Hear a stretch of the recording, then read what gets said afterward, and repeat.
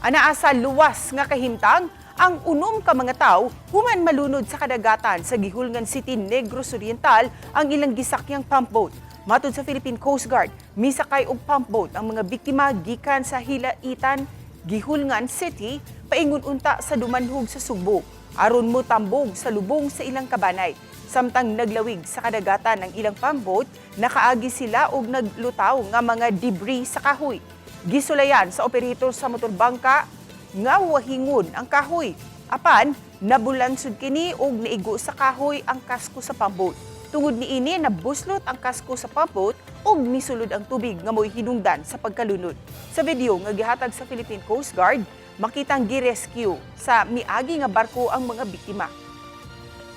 Matud sa Coast Guard, Negros Oriental Provincial Commander Lieutenant Marion Abigail Inopia, mas sayo pa unta silang naka-rescue kung mitawag sila sa Coast Guard.